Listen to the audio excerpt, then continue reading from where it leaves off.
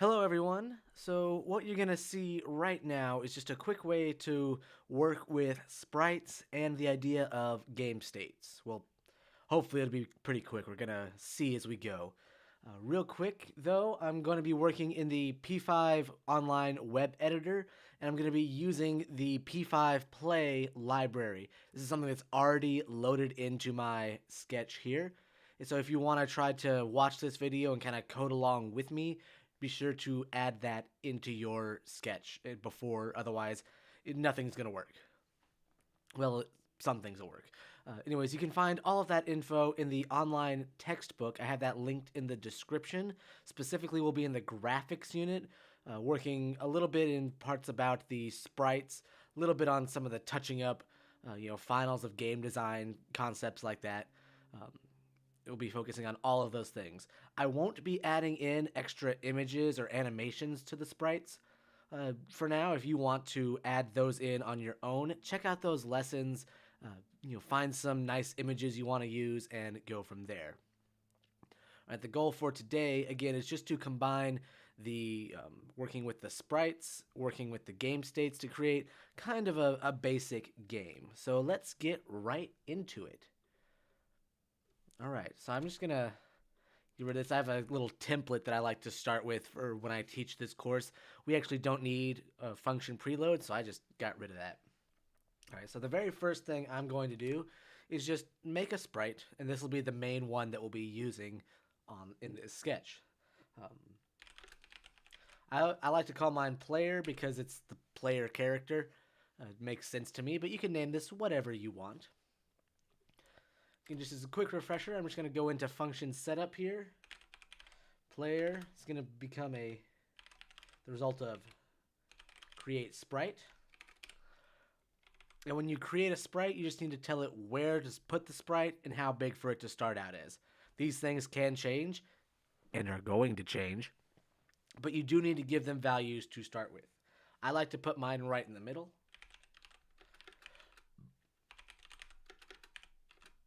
And then make it about 50 by 50. You can tweak these for whatever suits your purposes, but we're going to start with there.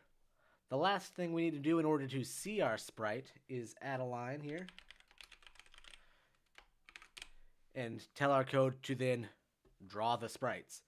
Now, when we run this, we will see our sprite appear. I'm actually going to keep it this color. Player.shape color. Oh, sorry, it's not a method.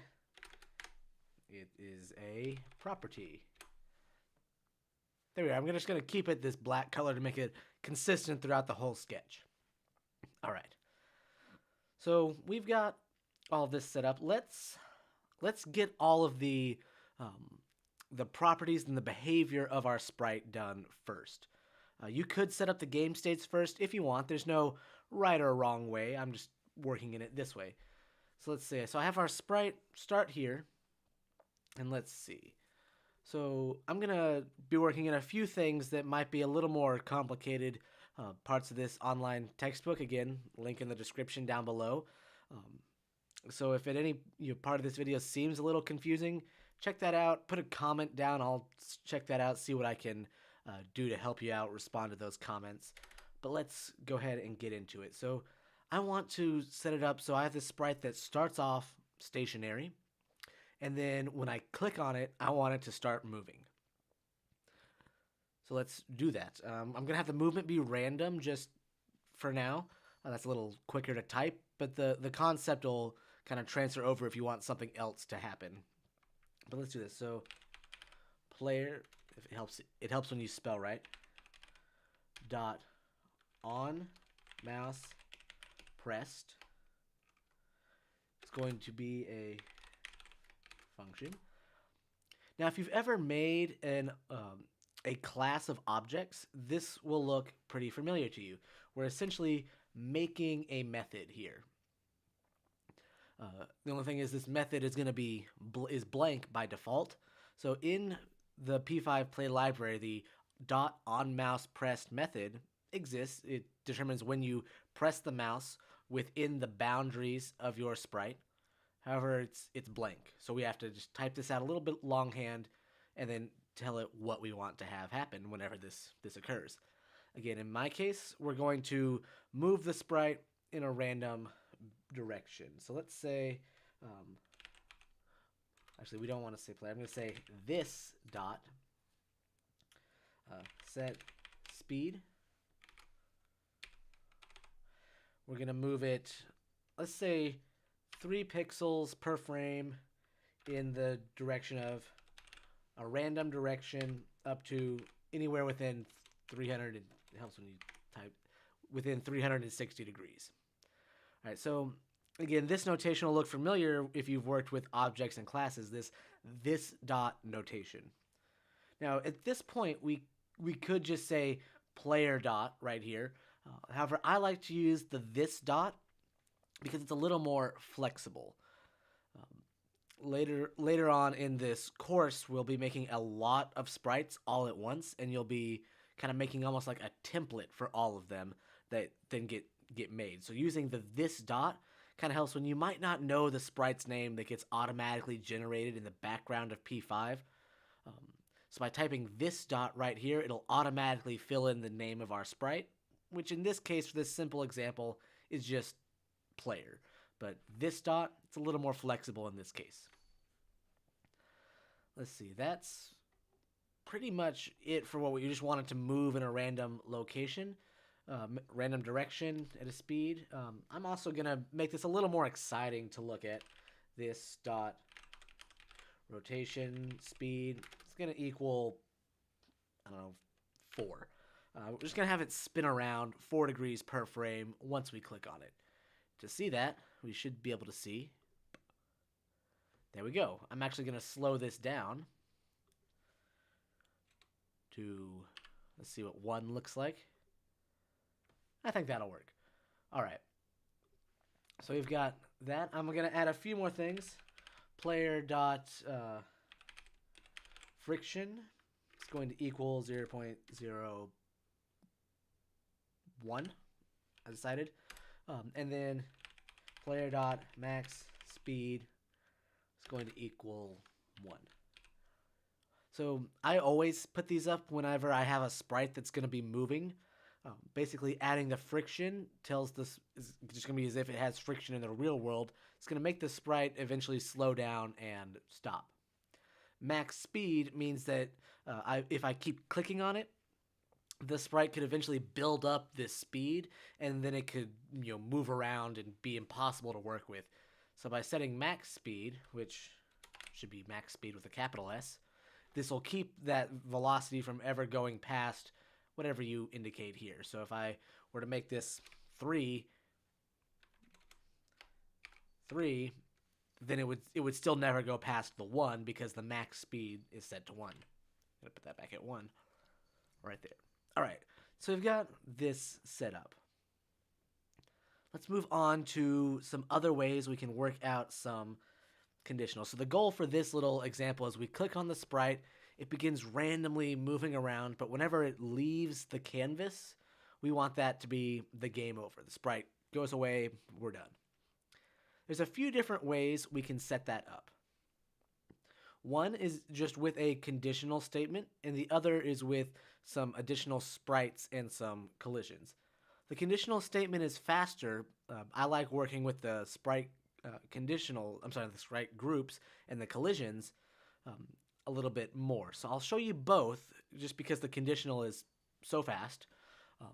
And then I'll show you my preferred way to go about this. So I'm going to go into draw real quick and say if player dot position dot x is greater than width plus 50, we'll say player dot life equals 50. So basically, whenever this first condition, in this case, the x position of our sprite moves past the width plus 50 pixels, then the computer is going to count down 50 frames.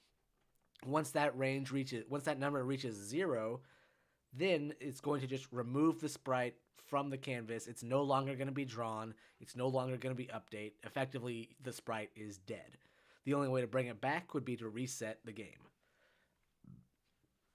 So I think again the quickest way is if player.position.x is greater than 50, width plus 50, or player.position.x is less than negative 50, or player.position.y is greater than height plus 50, or player.position.y is less than negative 50. All right, so basically I've just chained together these 4 instances into one conditional statement just because they're all going to have the same result. Now, I kind of arbitrarily picked 50 just because that was the total width and height of my sprite. It could be whatever you want, so it'll be a little bit of time before the countdown starts. It'll move off the edge of the canvas a little bit, and then the countdown will start. So if we were to look at that, did I mistype something? No, I just had to click on the sprite. We're going to move off. This is going to move a little randomly, which makes it a little hard to show off an example, but our sprite is moving.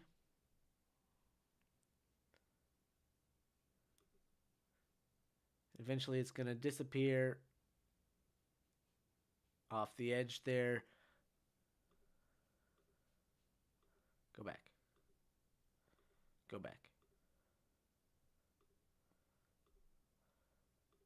There we go. It's going that way. It's going to eventually...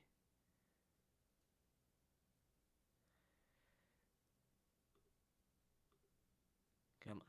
There, that may have done it. So it's now gone off, and it is effectively dead. I say that, and it didn't go quite far enough. So let's make this a little smaller.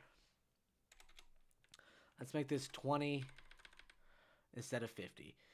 I'm not going to keep going for the sake of time, but that's what happens. If you want to see the .life parameter in action, we'll just do that real quick.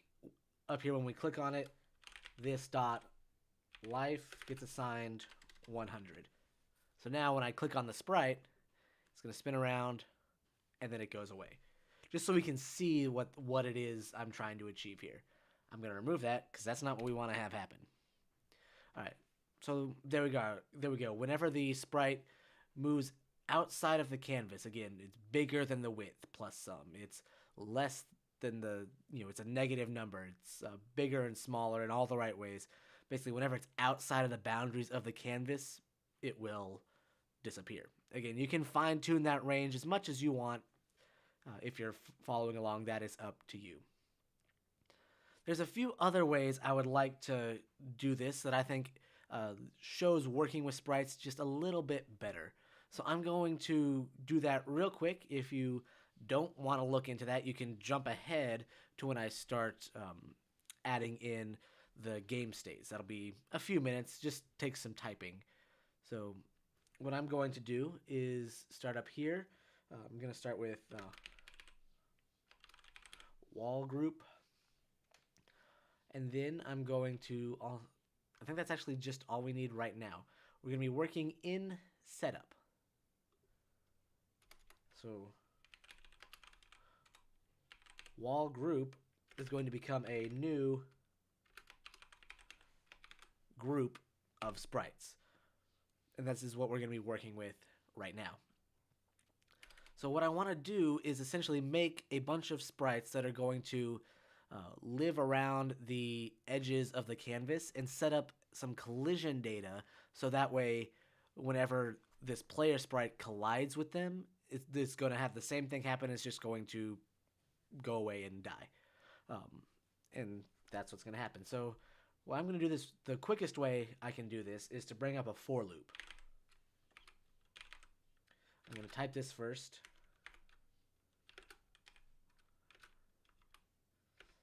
For I plus plus. All right.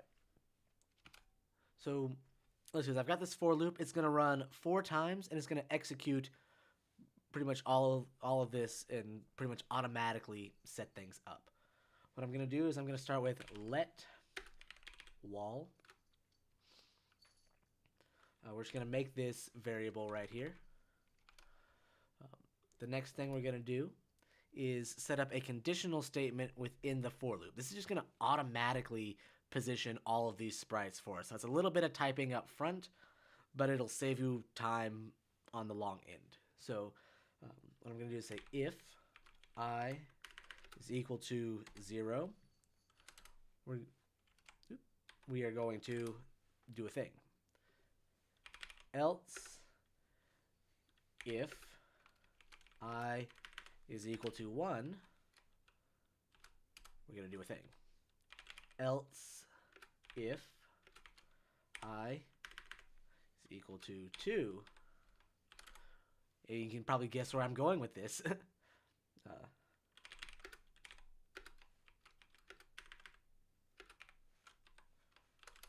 All right. So basically, every time the for loop does some stuff, we're going to make just a little bit of slight differences here. So this is what we're going to do. We've made the wall, and this is going to be a new wall every for loop.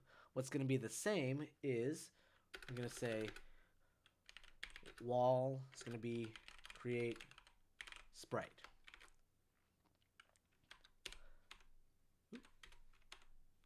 There we are. And we're just going to position these sprites. To show this off, I'm going to make them visible, and then I'm just going to move them off the screen so that way they don't get in the way. So let's say the first one, this will be the top wall. I'm going to put this at width divided by 2. I'm going to put that at 0. I'm going to make this width wide and 10 tall.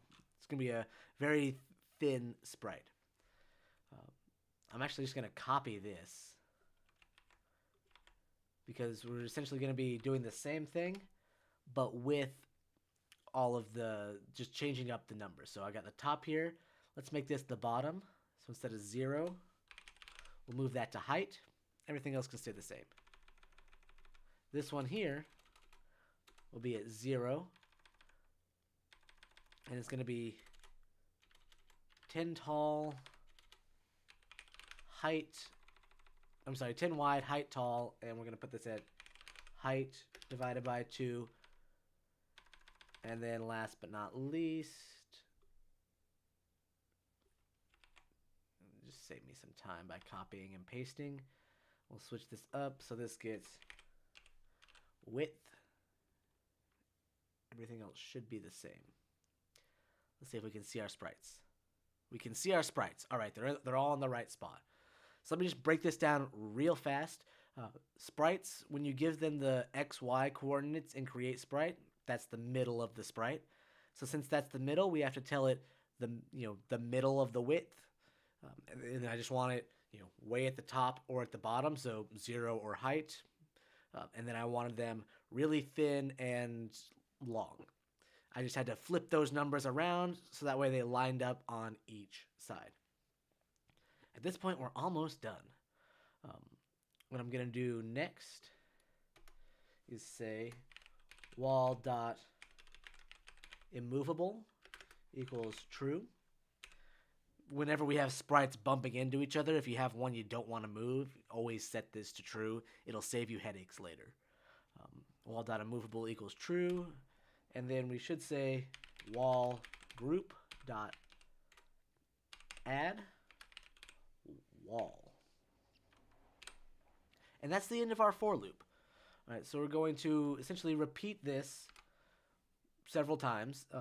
And at the moment, we don't notice anything different. We haven't set it all up, but we've made these 4 sprites that are along the edges of our canvas. We've just made it so they don't move no matter what. And then we've added them to a group. So let's move on to the last little thing. I'm going to comment out this conditional statement just so that these things don't fight each other and we can see that they both work. All right, the next thing I'm going to do is say player, the name of my sprite, dot collide. And then I'm going to say, what do I want it to collide with? Well, anything in the wall group. So now, this player sprite that's going to be spinning around, it's going to bounce into and collide with the wall group.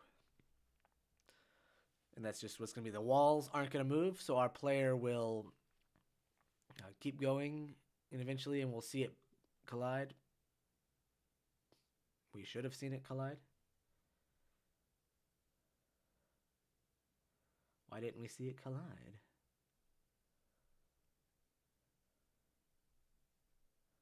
Player.collide wall group. This is the one problem with doing these live, is when we run into issues like this. So we'll try this one more time with bounce. And then if this works... Actually, I may have not reset my code. I forgot I turned off auto refresh. That may have been it. Let's see if we bounce off this wall here. First, we have to hit the wall.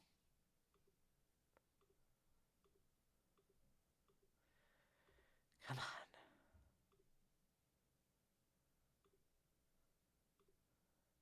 This is a very exciting game we've made today, isn't it?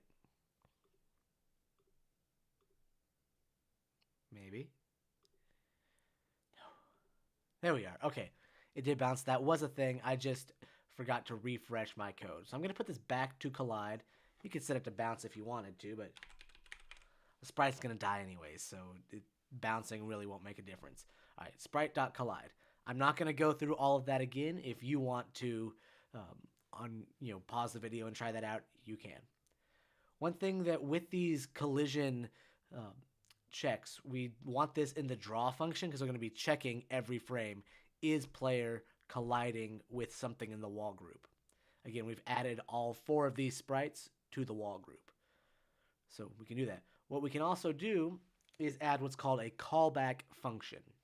And said that right here. So one way you can read that is, when the player collides with the wall group, do something. So let's do the thing. I'm going to go down, and a callback function is a function. You can name it whatever you want. This is going to be our game over. I'll have that right there. So I'll just say this dot life equals, I'll keep it 50 as well from what it was. So we just have to say the name of our function right here. Don't do this. We're going to get some errors as soon as we try to execute this code. Whenever you type the parentheses like this here, the code is going to try to automatically execute the function. We don't want that to happen. We just want to save this function to be called back later. So just say game over without the parentheses, or whatever you happen to name your function down here, and then it'll get saved. So this can be read as player, when collides with a sprite in the wall group, execute the game over function, which in this case is just setting the life value so it counts down and dies. For right now, to save time, instead of moving in a random direction, I'm just going to move this to the left, to the right, so we can see that this is going to collide. Boom, boom, boom, it's colliding. Now, wait, one thing that might be weird. This continuously collides. It's going to reset that that right there. So let's add one more thing. Dot. That's going to be weird. I just remembered, if it continuously collides, it's going to continuously reset this to 50. That's going to be problematic. So let's just set this to bounce for right now, and we'll keep going. Bounce. All right. Boom, boom, boom. It's going to bounce off, and then it stops. That's what we want. I'm going to leave this as bounce for now. That can be a little problematic because, again, it's every frame where player is colliding, it's going to execute this function. So if setting this dot life to 50, it'll count down, but then the next time it collides, it'll set it back to 50, and again, nothing will ever happen. That can be a little problematic, but we kind of worked our way around this. All right, the last thing I'm going to do is just move these sprites off of the canvas just so we can't see them. So I'm going to go, instead of 0, this will be -5. -5. Instead of height, this will be height +5. Instead of 0 here, this will be -5. And instead of width here, this will be width +5. So now we don't see these sprites, but this will continue to behave the same way. It'll bounce off and go away. You can push them farther if you like. That's up to you. But for the purposes of this example, I'm just going to set it up this way because I've been talking and typing a lot and we're only halfway there. Luckily, the next part is pretty easy. It's just putting all of this stuff in certain places.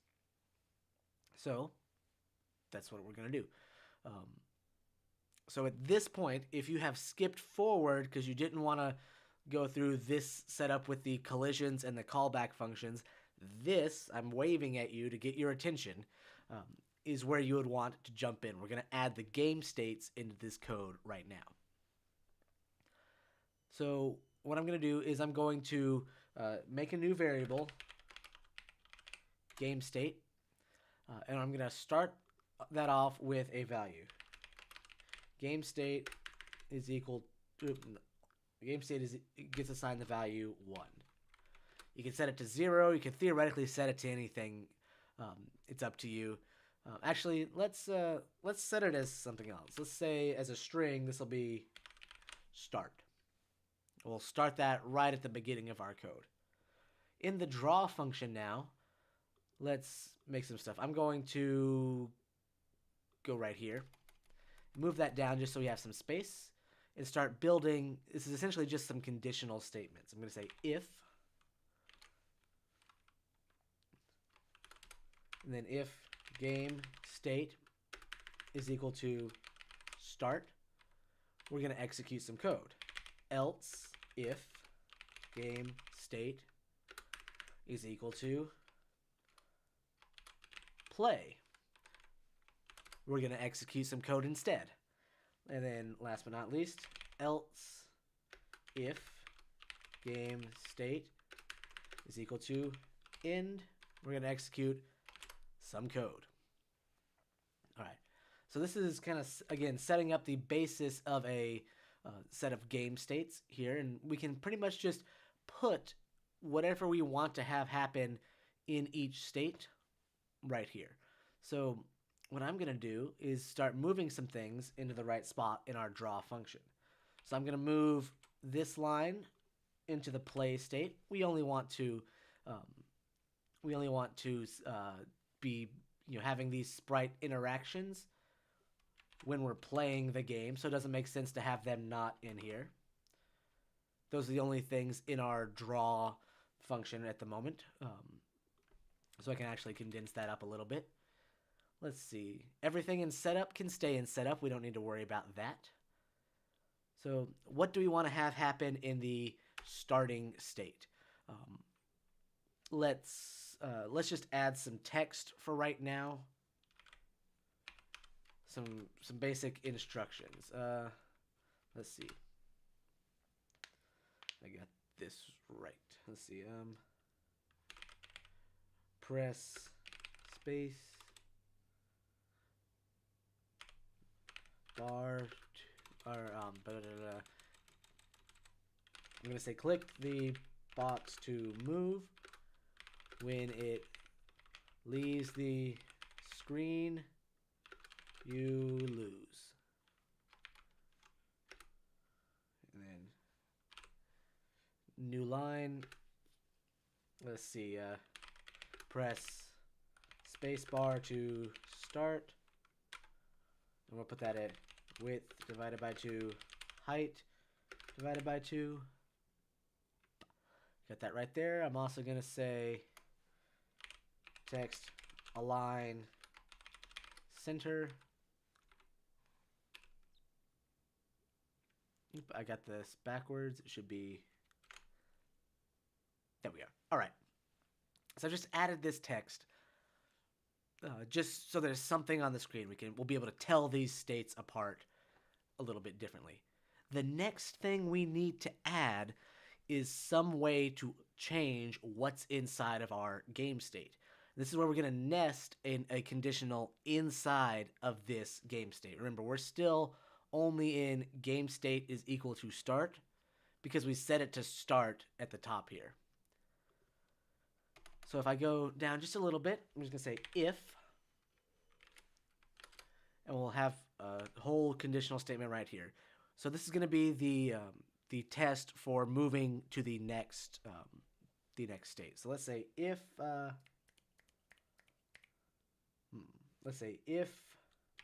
key is pressed, I'm going to nest a third one if key, I can't type, if key code is equal to 32, then we will say game state gets assigned play. There we are. So let's just break this down real quick. So we have this test here. If a key is pressed, I'm pressing keys, nothing's happening. Only when the key is the space bar, which is key code 32, then and only then will we set the game state to play.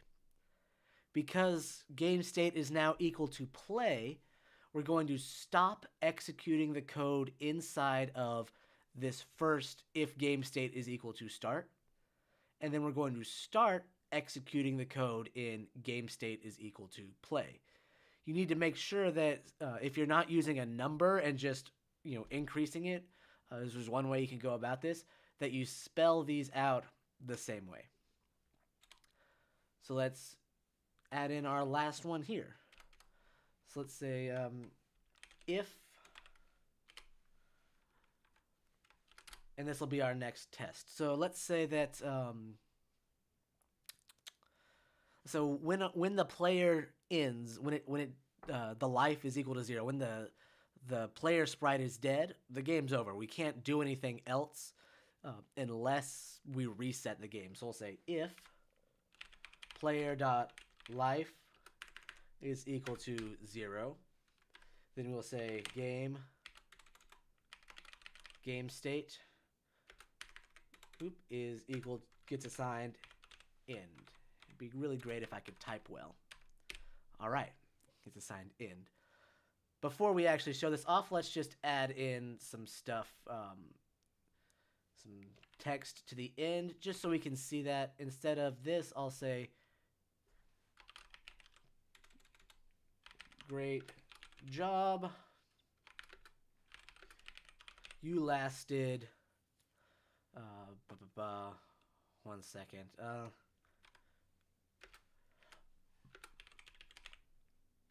And this divided by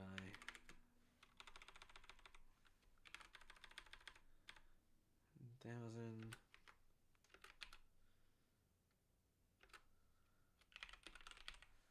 I think I've got this set up. I'm kind of coding this little part at the last, on the fly. So basically just saying, great job, you lasted this many seconds. This isn't going to be exact. Actually, you know what? Let's not even worry about this. I'm trying things on the fly, and I know that's not going to work now that I'm looking at it. Ignore what I said for the last second. Great job. Press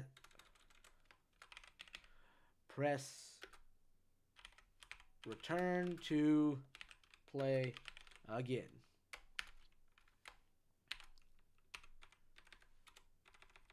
And not poly, we want play.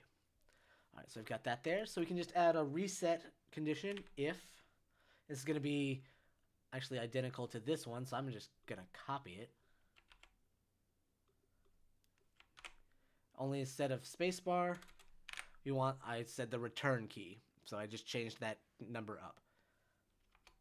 So again, before I test this out, I have all of the functionality for all of my sprites set up right here. Again, in setup, that's all right there. Then in the draw function, I've set up these different states. The first one, if game state is equal to start, which it is, we're going to continually execute this amount of code.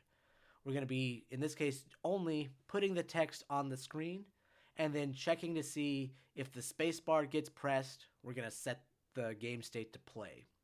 As soon as that becomes true, we're going to stop this code and then run this code. So then we're going to be checking to see if the player is bouncing off the walls, and then we're also going to be drawing our sprites. If the player life equals 0, then we're going to stop and move on to the end state. And actually, instead of setting this back to play, because our sprite will have already been died, we can just say setup. We'll run the setup function, which will create, it'll essentially create the new walls, it'll create the new player, set all the things. It should just start things up right again. And then we just have our callback function down here. I'm just going to get rid of some of this extra space, and we have our callback function for when things got to go. So let's try it out. So if I hit the space bar, we now see our sprite. If I click, it's still moving only to the left. For the purpose of this example, I will leave it there. It's going to move again. It's going to bounce. And there we go. And actually, I need to say text align center should be down here as well. So let's do that, fix that typo, and then I will say instead of moving, where'd it go? On mouse press, instead of moving this to the left, I'm going to put random up to 360. So here we go. Let's try this one more time. Click, all right, hit the space bar. We now see the sprite. Click on the sprite.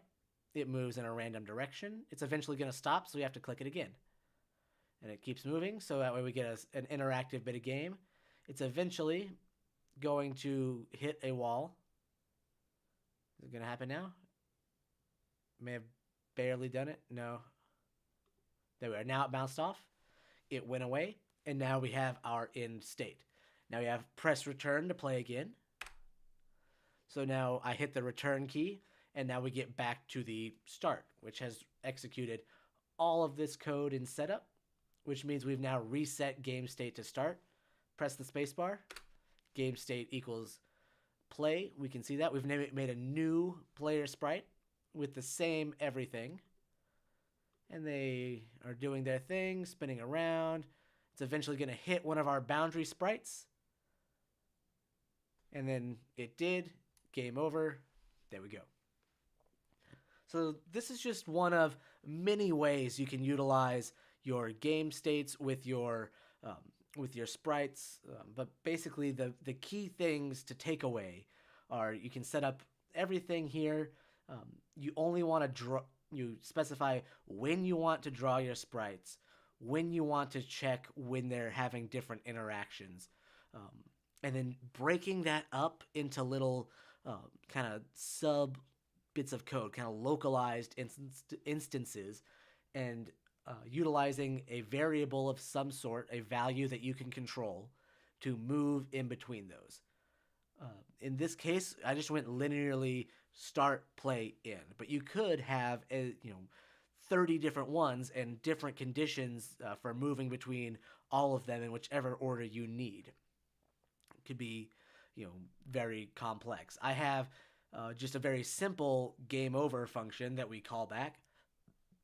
But it could be whatever. It could, you could have something completely different happen whenever these sprites collide.